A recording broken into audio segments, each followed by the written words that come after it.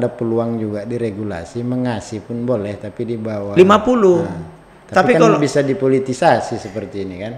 ya Ada bisa. peluang.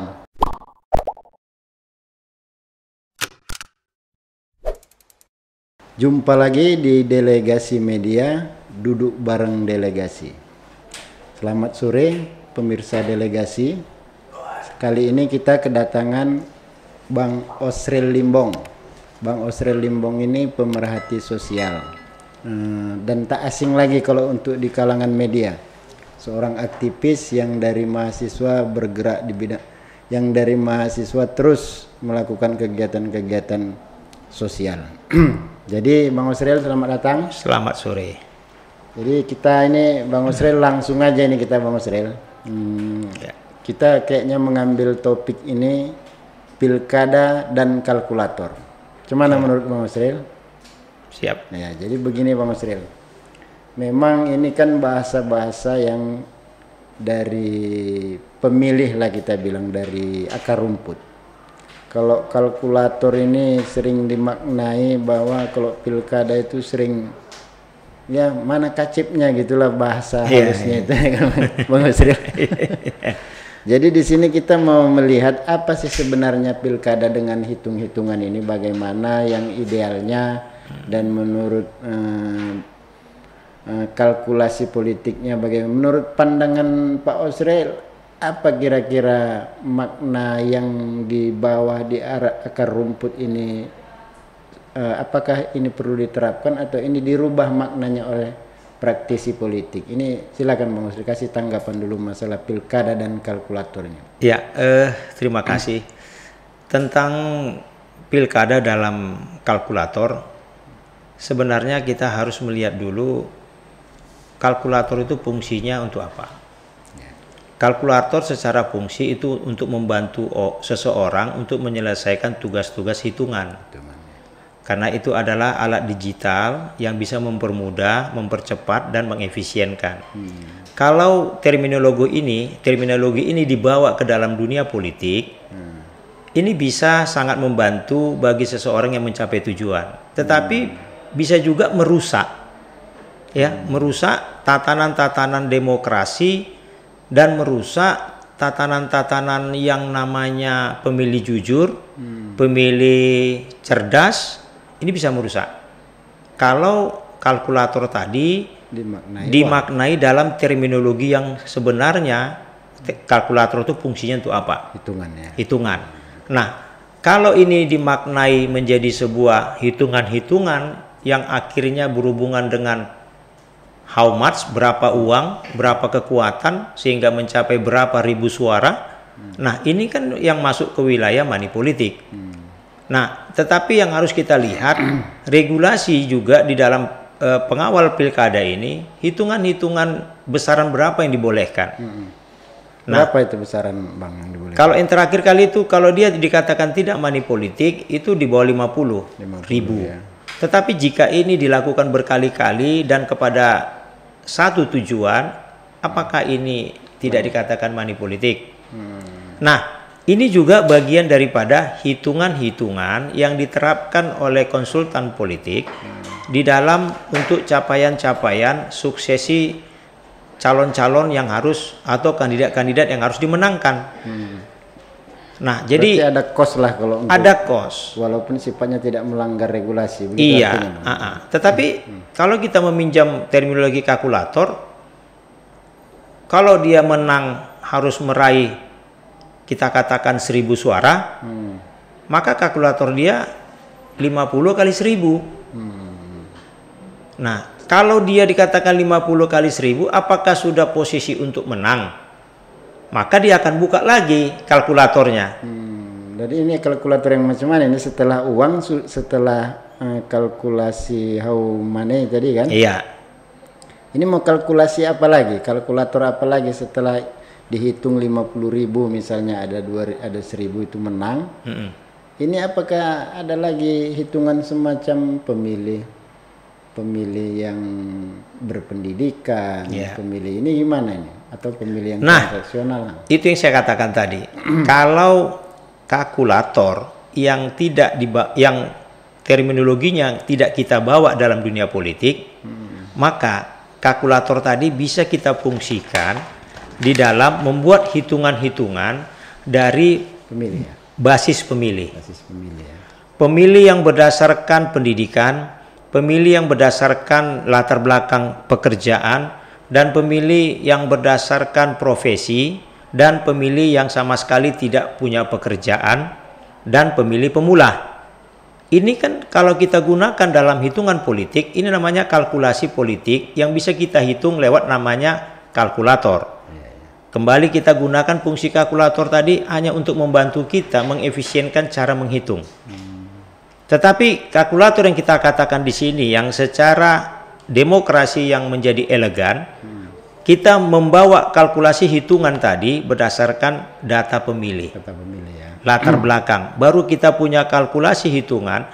Kalau kita terapkan program di A, program di B, program di C, program di D, program di E, berapa persentase yang kita dapat? Jadi bisa arah kemana isu dibangun setelah ada Iya, kalkulasi tadi. Tapi kalau kalkulator dalam terminologi yang kita katakan tadi fungsinya, ini juga bisa merusak tatanan demokrasi. Yang uang, Iya. yang dalam fungsinya uang. Uang, kenapa? Karena dia mengabaikan tadi secara hitungan latar belakang tadi. Yang penting bagi dia bagaimana memenangkan setengah N tambah 1 di PT tadi. Kalkulasinya lewat kalkulator berapa yang dibutuhkan dana. Cuman ini di masyarakat Bang sudah terlanjur menjadi apa ini? Masalah transaksional ini semacam sudah ya boleh dikatakan semacam udah semi budaya ya, nampaknya ini. Karena sudah menjadi buah bibir ini di kalangan ranah politik. Begitu masuk ya nggak ada yang tinggal bos gitu. Cuman ini tanggapan terkait kalkulator. Kalau pandangan saya di masyarakat pemilih justru sebenarnya sekarang masyarakat sekarang itu dengan ya teatrikal oleh politikus, kemudian dramatisasi seorang politikus, kemudian perilaku politikus yang dipertontonkan di masyarakat sekarang, dipilih juga begitu, sudah duduk juga begitu kan gitu. Nah, justru masyarakat saya melihat dia lebih cenderung menggunakan mesin kalkulator yang sebenarnya. Begitu sebenarnya. Yang sebenarnya pengertian terminologi tadi. Terminologi. Dia gini, kalau dia ada kandidat 2, sana berapa? Siapa yang banyak? Sana berapa? Nah, dia hitung. Oh, itulah ya. Dia hitung. Nah, kenapa? Sampai ada di hitungan-hitungan masyarakat yang awam ini, kalau kita dikasih 200.000, kalau dibagi 100 hari memimpin seorang kepala daerah gitu kan, berapa lah kita dapat sebenarnya per hari? Sampai ke sana ya? Sampai ke sana. Hingga pada akhirnya ada yang memberi argumen, ya hitungannya kan begini. Karena duduk pun nanti dan tidak duduk pun kita gini-gini aja. Kan lebih bagus ada yang ngasih tertinggi, ya udah kita pilih. Kalau berpikir apa itu kalau seperti itu? Kalau ya tetap berpikir apatis atau gimana dengan demokrasi ini? Apakah dia apatis dengan demokrasi ini atau memang ada pengalaman sebelumnya terhadap pemimpin atau bupati sebelumnya ya tetap gitu-gitu aja, tidak ada perubahan yang wah, ini gimana ini? Ya ini masyarakat pemilih yang berpikiran yang tadi sudah dilihatnya theoretical. Ya. Theoretical itu berarti kan hanya gerak saja. Kemudian ada yang mendramatisir, berarti dia pandai buat sandiwara. Kemudian ada yang berperilaku sudah duduk, udah cuek, tidak ada kelanjutan. Nah, masyarakat bisa aja melihat dari corak pemimpin seperti ini yang sudah terjadi. Sehingga masyarakat pemilih, sampai detik ini kan kita masih melaksanakan pemilihan langsung. Nah, sedikit saya akan tambahkan, inilah sedikit ada usulan dari DPR RI kalau kita ingat di 2019 untuk sedikit ada opini yang mengatakan agar pemilihan dikembalikan ke perwakilan. Oh, gitu. Iya. Dengan kondisi sekarang masyarakat sekarang. Gitu ya. Nah, kenapa masyarakat sekarang ini tidak apatis sebenarnya, tapi ya sudahlah, kalau memang regulasinya masih kalian tawarkan kepada kami untuk memilih, ya udah mainkan pemilihan itu. Gitu. Yang pasti ya kami punya hak pilih, siapa yang datang kepentingannya ya oke, kita berikan suara kita.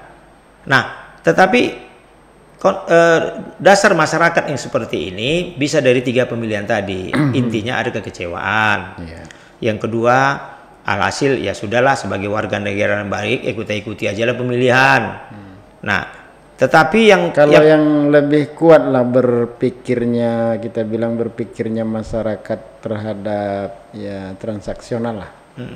Ini di wilayah kota atau desa ini yang analisa Pak Usril ini? ya transaksional ini kan ada banyak cara. Iya, iya.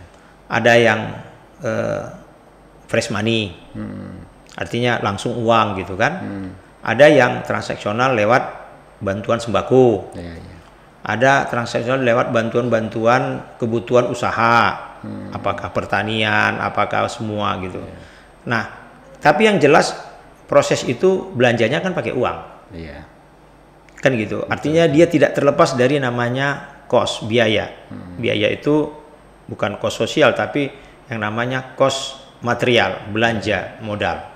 Nah, kalau dia berbicara tentang zona-zona mana yang rawan dan yang paling masih kental dalam money politik ataupun ya bisa kita bilang fresh money-nya gitu kan. Nah, dari pengalaman kita ya mengamati dari beberapa daerah yang melaksanakan pileg dan pilkada, khususnya pilpres itu bisa kita katakan rendah. Pilpres itu dalam kategori pemilihan money politik itu kecil ya. terjadi. Nah, karena pilpres itu memang lebih kuat dia daripada program dan sosok. Nah, rencana. iya dan rencana. Tapi kalau dalam pileg dan pilpres, ya ini masih lebih dihantui dengan money politik. Lebih kental ya. Lebih kental. Nah, dari pengalaman yang kita amatin ya, itu kecenderungannya masih didominasi masyarakat daerah. Masyarakat daerah. Ya. Apalagi masyarakat itu dalam konteks politik, pilkada langsung atau pemilihan langsung, itu masih merasakan demokrasi itu baru beberapa dekade. Saya ambil contoh Tapi melihat yang Pak Usril ungkapkan ini sering menjadi semacam ya katakanlah buah bibir tadi. Itu daerah Pak ini dengan daerah Samosir ini sering menjadi buah bibir kalau ini kental dengan transaksionalnya. Ini gimana ini? Apa benar ini Pak Usril? Iya. Semua itu masyarakat pasti punya alasan. Alasannya. Tetapi kalau saya melihat dari segi sudut pandang kajian tentang strategi pembangunan masyarakat demokrasi, ya, saya melihat dari faktor daerah itu baru-baru mengalami yang namanya pemilihan langsung. Daerah mana itu Pak? Artinya semua daerah mengalami pemilihan langsung, tapi secara otonomi daerah baru gitu kan. Nah, contoh ya daerah-daerah yang baru dimekarkan lah. Ya, contoh kita kalau diambil di Sumatera Utara bisa kita representatifkan daerah-daerah yang baru dimekarkan itu di atas tahun 2000. Di atas tahun 2000. Berarti contoh termasuk Pak. Termasuk Pak, kemudian Tobasa sekarang Toba. Samosir, Umbang, Tapuk tidak ya. Kemudian Madinah, Paluta, artinya termasuk ada sebagian di Nias di luar Nias Induk gitu kan. Itu daerah-daerah otonom yang baru dimekarkan dan lahir di atas tahun 2000. Kenapa saya ambil satu pembatasan data seperti itu? Karena ada ruang gerak yang sangat diluaskan, dibebaskan dalam menentukan alam demokrasi, yaitu tentang pemilihan kepala daerah yang dilakukan secara langsung. Karena amanat undang-undang kita. Jadi kalau dari tahun 2000 itu baru berapa kali pilkada itu? Ya, hitung 20 tahun bagi 4, bagi 5, ya 4 kali. 4 kali, berarti sama dengan Medan lah itu. Medan tidak. Kita kan baru 4 kali ini pilkada pemilihan langsung. Iya, tetapi secara penggunaan hak pilih dalam demokrasi, keterbukaan itu kan lebih luas di daerah kota. terutama di daerah yang sudah mapan secara Pendidikannya. pendidikan dan secara pemerintahannya. Nah, ketika ada sebuah Berarti kalau dari Pak Usril ungkapkan ini ya artinya lebih kecenderungan terhadap pendidikan masyarakat dan profesinya terjadinya Iya. proses politik transaksional ini. iya, Berarti kalau untuk daerah agak kurang ini. Artinya kalau untuk yang mekar baru tadi, pemetaan terhadap pemekaran baru tadi kurang menjadi indikator atau gimana? Karena sama semuanya 4 kalinya jadinya. Ini kita pilkada. betul. Tetapi dalam alam politik dan demokrasi yang lebih mengalami secara luas itu kan mekar ya. daerah-daerah yang belum mekar. Tetapi daerah yang sudah lama mekar, artinya daerah ya, contoh Kota Medan, Kota Siantar. Kemudian Artinya masih ada euforia masyarakat itu terhadap. masih ada euforia. Karena begini, kita kan harus terbuka. Transformasi informasi sangat mempengaruhi seseorang dalam mengambil sebuah keputusan. Sangat mempengaruhi transformasi informasi tadi. Nah, kenapa saya katakan di atas tahun 2000? Karena kita juga melihat data-data infrastruktur. Gitu ya. Contoh, infrastruktur komunikasi. Kemudian infrastruktur pendidikan. Kemudian infrastruktur dalam menentukan sikap yaitu patronisasi atau tidak. Patronisasi ini dipengaruhi oleh primadualisme kedaerahan. Nah, kalau dia masih di daerah di bawah tahun 2000, dia sudah menjadi sebuah daerah otonom. Infrastrukturnya agak lemah. Masih lemah. Maka dari itu saya punya alasan kenapa yang pemekaran di atas tahun 2000 karena infrastrukturnya masih lemah. Sehingga lebih kental politik transaksinya. Kayak satu contoh begini.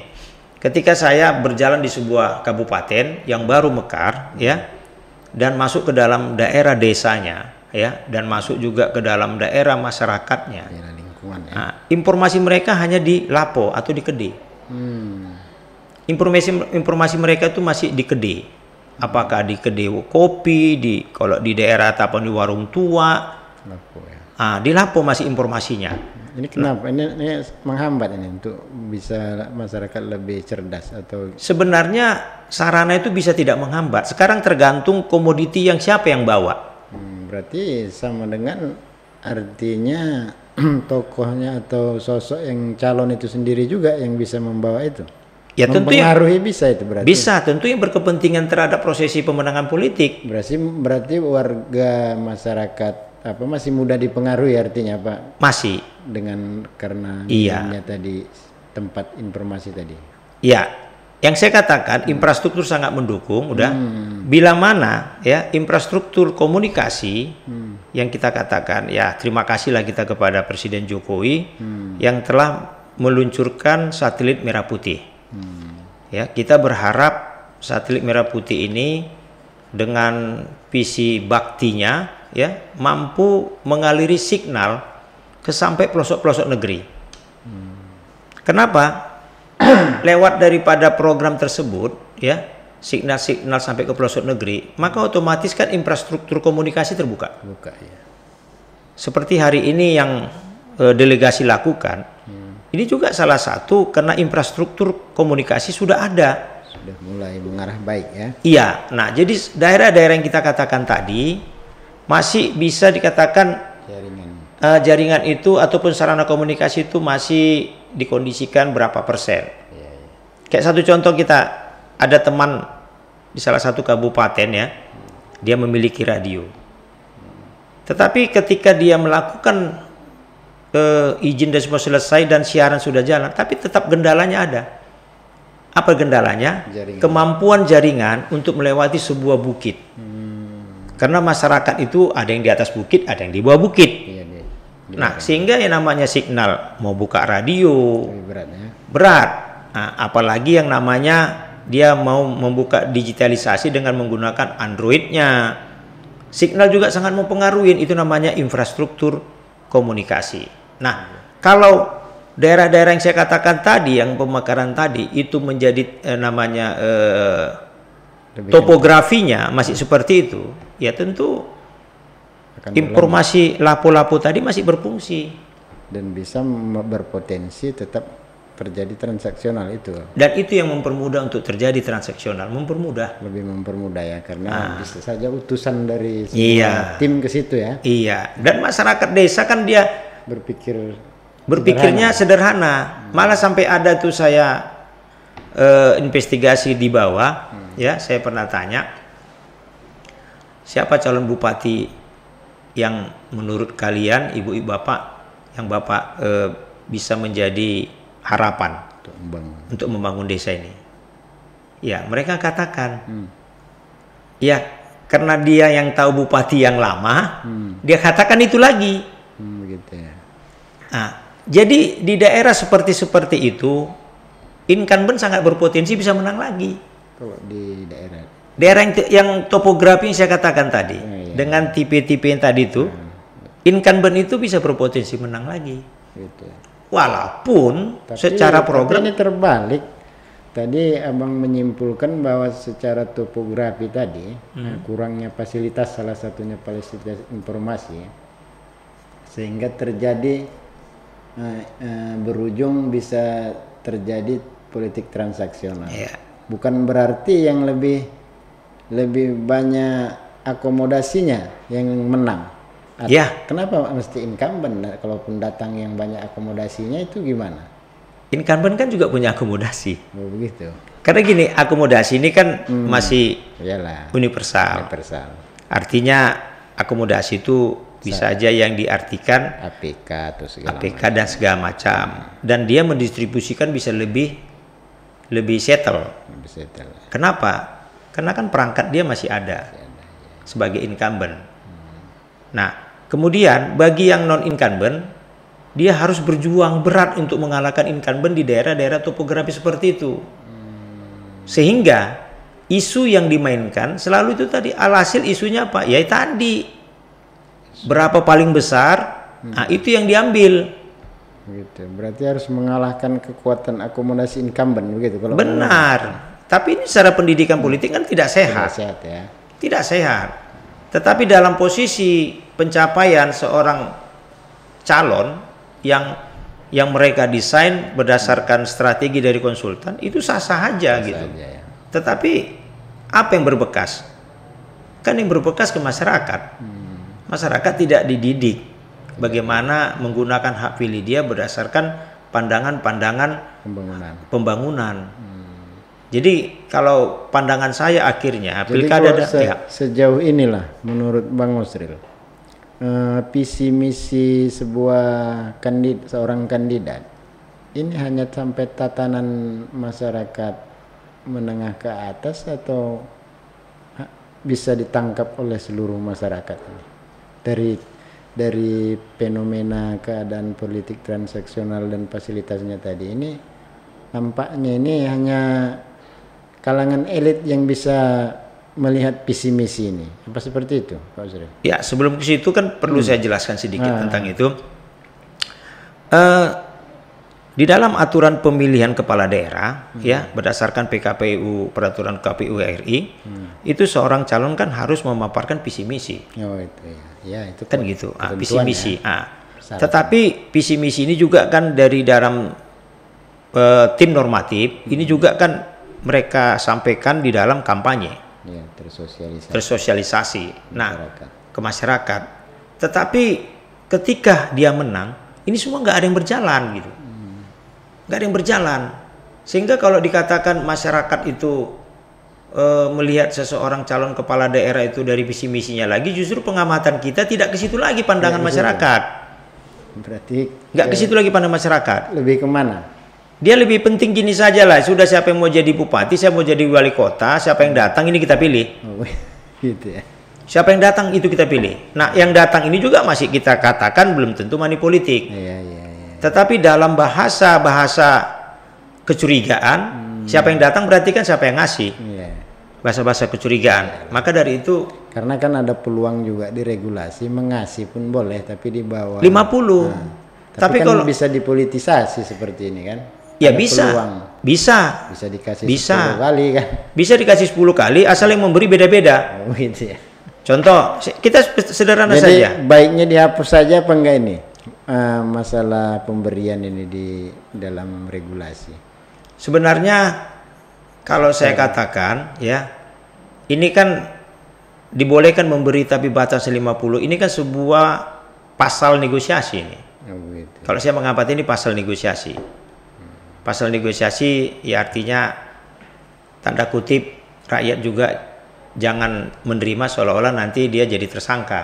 Oh, gitu. Kan gitu. Nah, tapi nilainya dikecilkan gitu. Tapi ini kan tapi kalau dalam berbicara pendidikan politik Iya, pendidikan. yang menjadikan pemilih sama yang dipilih mengerti tentang hak-hak mereka, kalau menurut saya ini jangan ada gitu. Jangan dibuang aja, dihapus saja. Dihapus saja. Sekaligus siapa yang bermain trik, ada ketentuan baru, ketangkap manipulatif, silakan ada proses hukum. Supaya apa? Supaya ini juga Tapi efek jerah, pendidikan juga ini. Tapi nggak semangat nanti demokrasi itu, nggak pesta demokrasi, nggak ada apanya, akomodasinya. Akomodasi tetap Akomodasi, ada. ya. Kan saya katakan tadi, ya kan akomodasi itu banyak caranya. Tetapi kalau yang namanya fresh money kita juga kurang sepakat. Tetapi kalau dalam pemberian program, contoh, saya punya program kuatnya di basic, katakan pengangguran. Ya, apa akomodasi saya berikan bagi orang muda yang butuh tenaga kerja, butuh lapangan pekerjaan? Kan nggak perlu saya kasih uang. Yalah, pekerjaannya. Saya kasih komitmen Pekerjaan. pelatihan dan mengarah kepada pekerjaan, dan itu saya letakkan dalam sebuah regulasi yang namanya apakah Perbub, apakah Perda. Maksud saya begini, pilkada ke depan, pilkada hari ini maunya calon itu menampilkan program. Yang program bisa dilaksanakan dan bisa dikerjakan, dan masyarakat yang mengalami persoalan tersebut bisa diselesaikan lewat program. Ini yang harus kita dorong bagi anak bangsa ini, putra-putra daerah yang memang ingin jadi kepala daerah. Nah, bukan persoalan uang tidak perlu, perlu uang. Masa jadi bupati juga, maaf kata, mobilnya dirental, kan nggak mungkin. Iya kan? Nah, paling tidak, ya dia mobil itu tidak lagi rental, udah punya mobil gitu. Itu seperti itulah gambarannya. Kemudian masa dia mau pergi ke kecamatan sana, ke desa sana, minyaknya nggak ada. Nah, ini saya kasih bahasa yang luas gitu. Tetapi untuk balik kepada topik, untuk menggunakan kalkulator dalam konteks menghitung-hitung dengan berapa biaya, ini yang harus kita rubah lewat program. Ya, menarik ini Pak Usril. Masalah masalah pilkada dan kalkulator. Jadi dari yang saya tangkap tadi, yang kami tangkap, bahwa pilkada terkait dengan hitung-hitungan atau kalkulator ada beda pandangan untuk, ya katakanlah, akar rumput, dan beda pandangan untuk tatanan pelaku-pelaku politik dan timnya. Jadi ya sehingga mengerucut tadi ada beberapa yang sifatnya transaksional. Ya, transaksional itu bisa maknanya luas. Jadi coba dulu kita ini, karena terakhir nih Pak Usril, kita closing statement Pak Usril terkait masalah pilkada dan kalkulator ini. Silakan Pak Usril.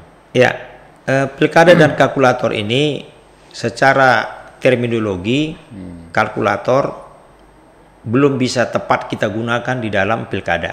Belum bisa tepat. Tetapi fungsi kalkulator yang kita konversi ya di dalam untuk menaikkan sebuah program dengan mendapat efek dari program tersebut, baik sosialisasi dan lain-lain, sehingga ada hitungan yang akan kita raih.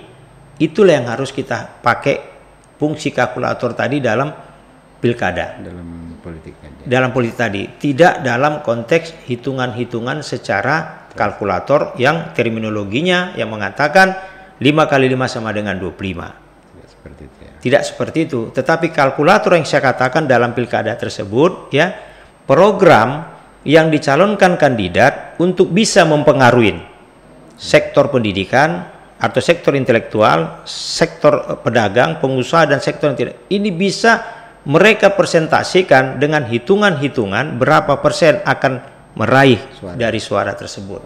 Itu yang hitungnya saya kan dalam kalkulator dalam pilkada. Oke, makasih Pak Usril, karena memang waktu kita sedikitnya Pak Azril, maka kita sudahi. Wassalamualaikum warahmatullahi wabarakatuh. Terima kasih Pak Azril. Sama-sama.